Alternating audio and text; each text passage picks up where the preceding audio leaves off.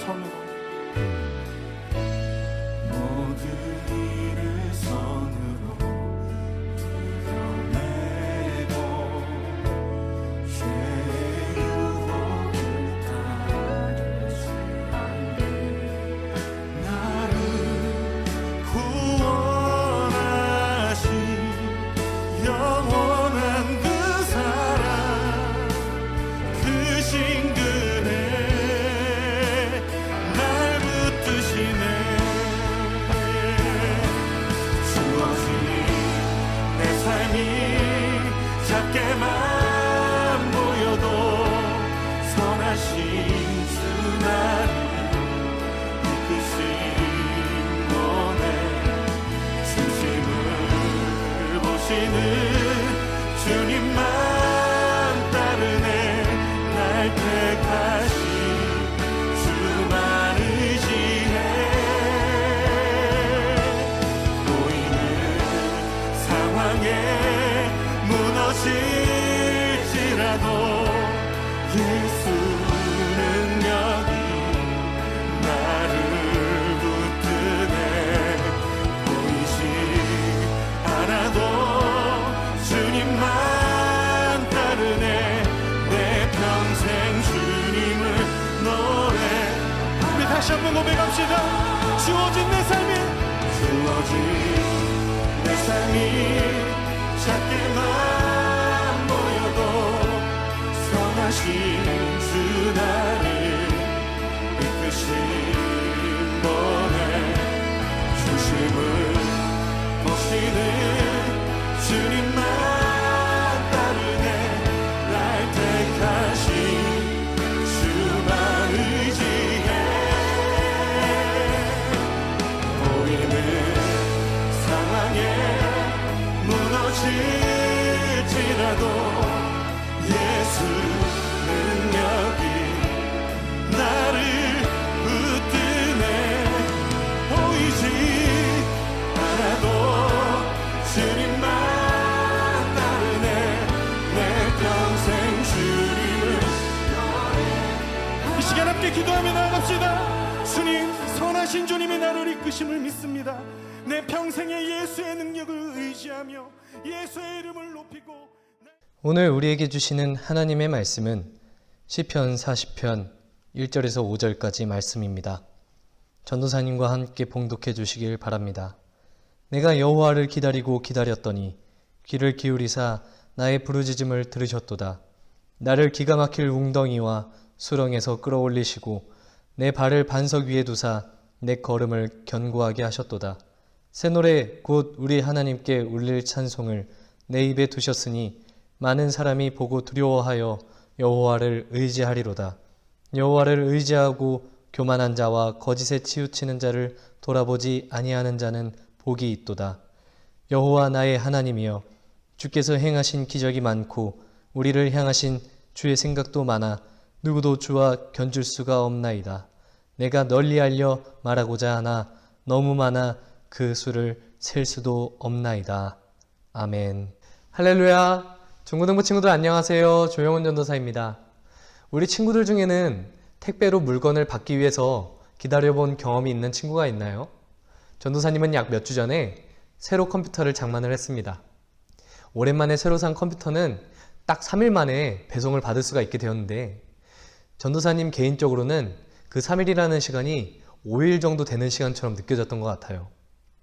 이처럼 무언가 간절히 기다리고 바라는 것은 생각보다 더디게 오는 것처럼 느껴지는 거죠. 아니면 우리 친구들 중에는 시험 기간을 앞둔 그 시점을 맞이해 본 경험이 있는 친구가 있을 것 같은데, 전도사님은 개인적으로 중고등학교 시절 때 정말로 시험 기간을 맞이하는 게 너무 싫었습니다. 그래서 그때 당시에 전도사님은 하룻밤만 자고 나면은 이 시험 기간이 훌쩍 지나서 시험이 끝난 시점이 되길 바라는 그런 마음도 있었죠.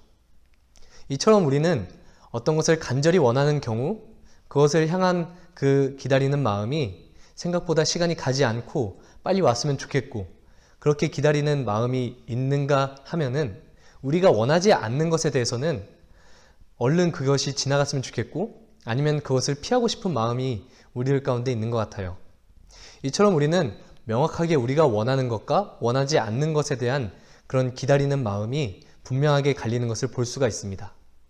그렇기 때문에 우리가 원하는 것에 대해서는 우리가 어떠한 기대와 소망을 가지고 그 대상을 기다리고 그 때를 기다리지만, 우리가 마주치기 싫은 그 순간과 대상에 대해서는 어서 빨리 그것이 지나가면 좋겠고, 아니면 이리 피하거나 저리 피하고 싶은 그런 두려운 마음으로 그 시간과 순간을 맞이하게 되는 것을 볼 수가 있는 거죠.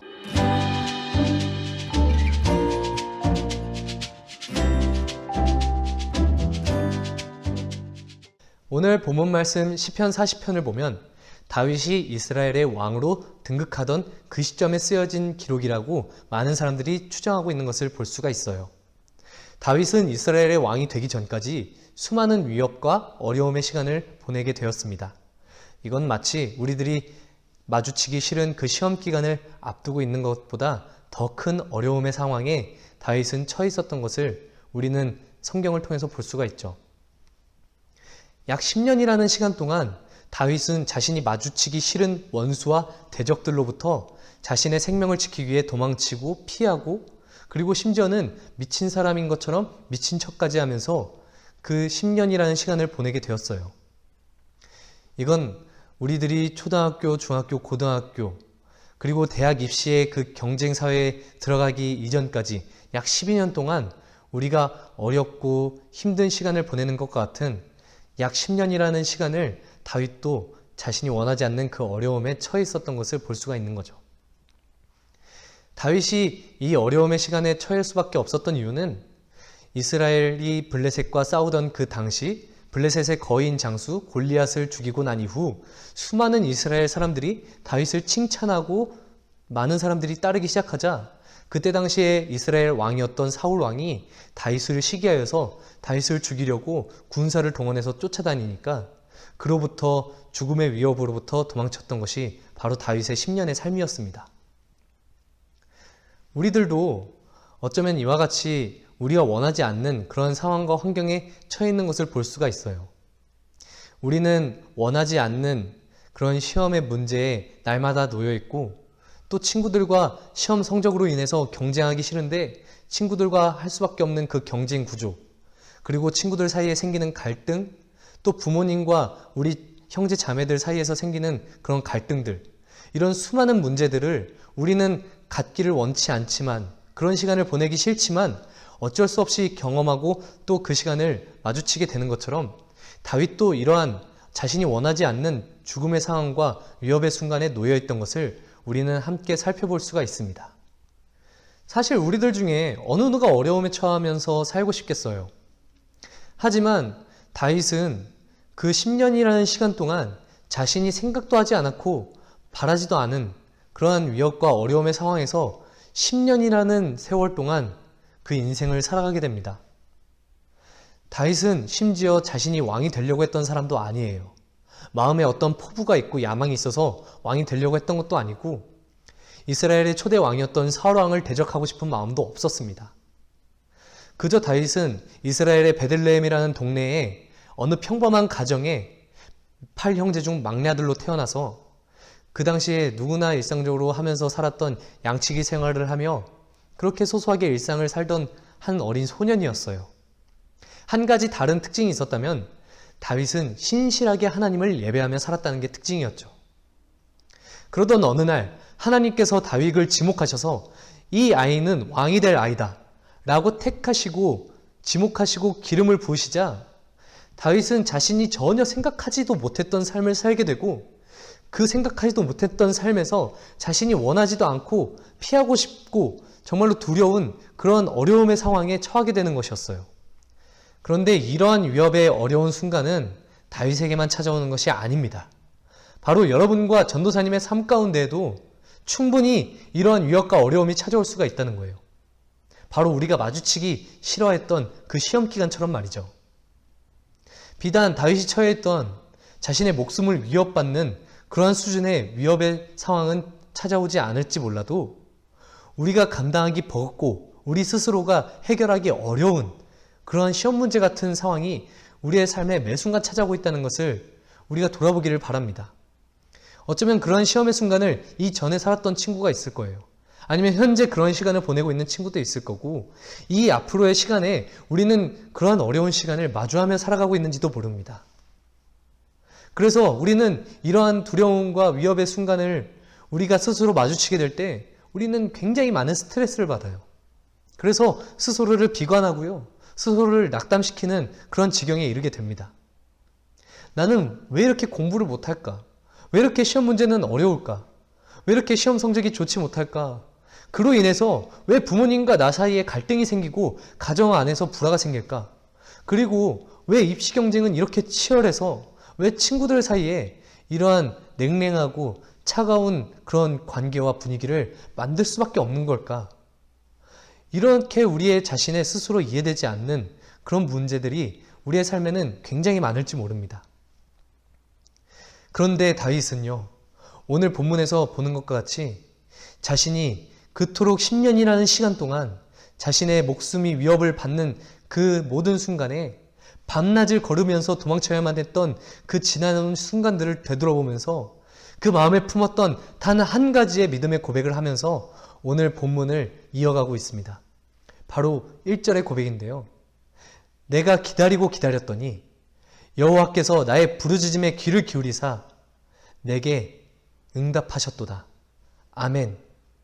여러분, 고진감래라는 말이 있습니다. 오랫동안 어려움을 참고 기다리면 끝내는 즐거운 날이 온다.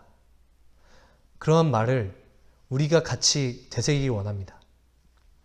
우리 안에요, 우리가 이 모든 어려움과 모든 상황을 극복할 수 있는 비결은요, 바로 기다리는 마음입니다.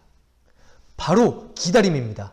여러분, 우리가 처해 있는 그 모든 시험과 환난의 순간에서 우리는 어떻게든 견디고 버티면서 그 순간들을 보내야만 합니다.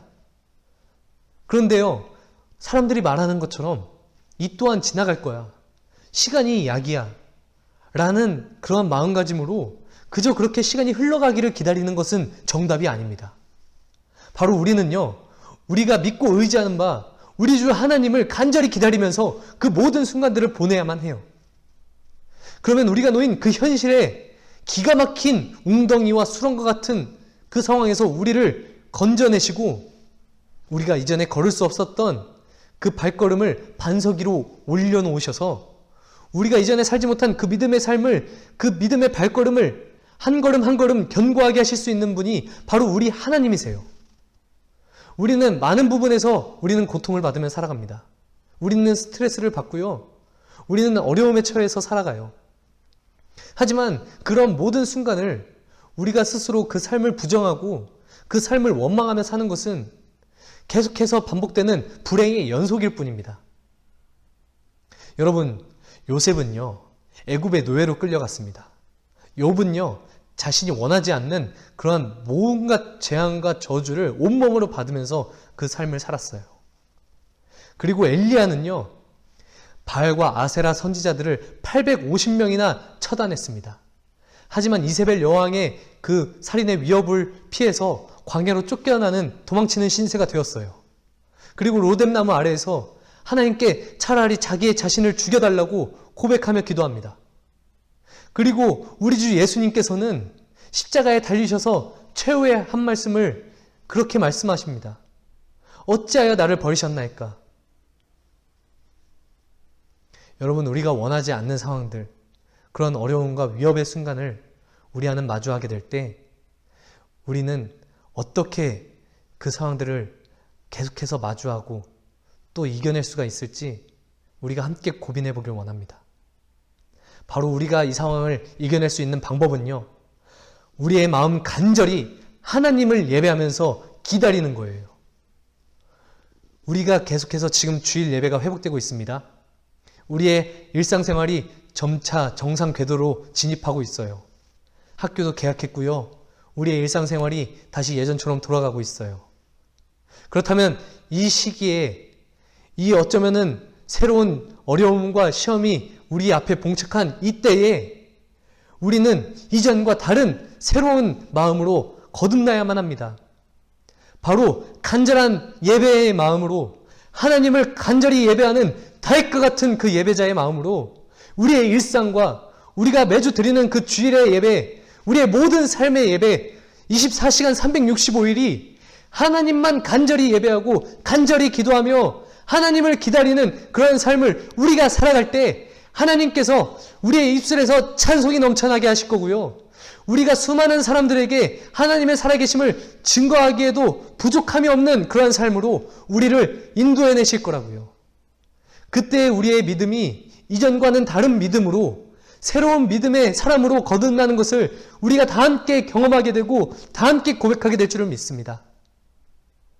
여러분, 오늘 함께 나눈 말씀을 기억하면서 우리가 앞으로 살아갈 그 모든 순간, 우리가 어쩌면 이전에 처했던 그 시험, 현재 마주하고 있는 그 시험, 앞으로 마주하게 될 그 시험과 같은 모든 삶의 상황 가운데서 우리가 하나님께만 예배하며 하나님을 더욱 간절히 의지하고 기다리며 살아갈 때 그때 우리의 예배가 회복되고 하나님과의 관계가 회복되고 그때 우리에게 믿음의 발걸음을 더욱 굳건하게 하실 하나님을 의지하며 살아가게는 그러한 축복과 그러한 영광이 우리에게 늘 함께하길 바라며 그렇게 날마다 믿음의 사람으로 거듭나게 되는 우리 모든 중고등부가 되기를 전도사님 간절히 기도하고 바라고 소망하겠습니다.